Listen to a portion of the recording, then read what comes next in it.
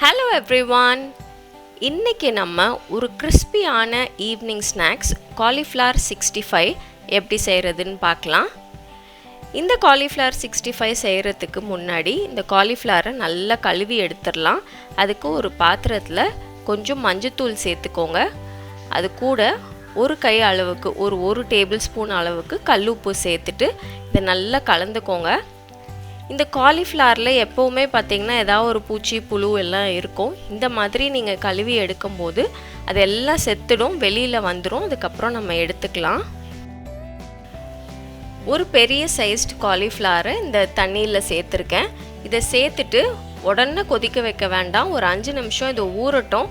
இதுலேயே ஏதாவது பூச்சிலாம் இருந்தால் மேலே வந்துடும், நம்ம எடுத்துடலாம்.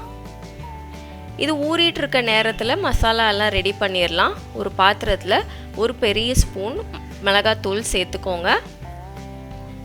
இது கூட 1 டீஸ்பூன் சீரகத்தூள், 1 டீஸ்பூன் தனியாத்தூள். இன்க்ரீடியன்ட்ஸ் லிஸ்ட் எல்லாமே டிஸ்கிரிப்ஷன் பாக்ஸில் கொடுக்குறேன், செக் பண்ணிக்கோங்க. அதுக்கப்புறம் 1 teaspoon சோம்புத்தூள், 1/2 teaspoon garam masala, 1 table ஸ்பூனுக்கு கார்ன்ஃப்ளவர் சோள மாவு சேர்த்துருக்கேன்.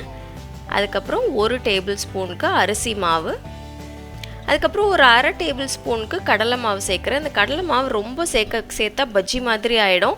கொஞ்சம் சேர்க்கும் போது இந்த மசாலா எல்லாம் நல்லா அந்த காலிஃப்ளவரோட ஒட்டிக்கும். அதுக்கப்புறம் 1 டீஸ்பூன் மிளகுத்தூள் சேர்த்துருக்கேன், 1 டீஸ்பூன் இஞ்சி பூண்டு விழுது, 1 டீஸ்பூன் லைம் ஜூஸ்,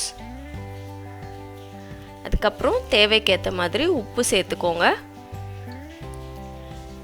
கொஞ்சம் கொஞ்சமாக தண்ணி சேர்த்து இது எல்லாத்தையும் நல்ல ஒரு திக்கு பேஸ்ட்டாக கலந்துக்கோங்க. இந்த மாதிரி கலந்து வச்சுருங்க. இப்போ இந்த காலிஃப்ளவர் 5 நிமிஷம் தண்ணியில் ஊறிடுச்சு. இது அடுப்பில் ஏற்றிட்டு மெதுவான சூடில் ஒரு 5லேருந்து 8 நிமிஷம் ஃபுல்லாக குக் பண்ணக்கூடாது. இந்த பூவை லேசாக நீங்கள் இந்த மாதிரி கொதிக்க வச்சு எடுத்துடலாம். 5 நிமிஷத்துக்கு அப்புறமா எடுத்துருங்க. எடுத்துட்டு இந்த மசாலாவோட சேர்த்து நல்லா கலந்துக்கோங்க.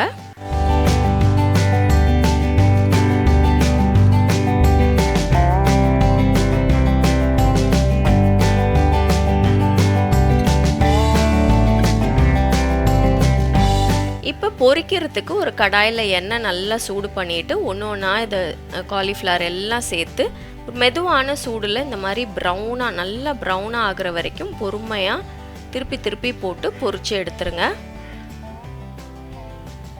இந்த மாதிரி நல்லா குக் ஆனதுக்கு அப்புறமா இது எல்லாத்தையும் எடுத்து ஒரு டிஷ்யூ பேப்பரில் போட்டுட்டு அடுத்த பேட்ச் பொரிச்சுக்கலாம். அவ்வளோதான், ஒரு கிறிஸ்பியான டேஸ்டான ஈவினிங் ஸ்நாக்ஸ் ரெடி ஆயிடுச்சு. எங்கள் வீட்டில் பசங்க ஸ்கூல்லேருந்து வந்ததுக்கப்புறம் செய்கிறதுக்கு இந்த காலிஃப்ளவர் 65 நான் அடிக்கடி செய்வேன். ரொம்ப டேஸ்டியாக இருக்கும், சின்ன பிள்ளைங்களுக்கு ரொம்ப பிடிக்கும். கண்டிப்பாக நீங்களும் ட்ரை பண்ணி பாருங்கள். மீண்டும் அடுத்த வீடியோவில் உங்களை சந்திக்கிற வரைக்கும் பாய்.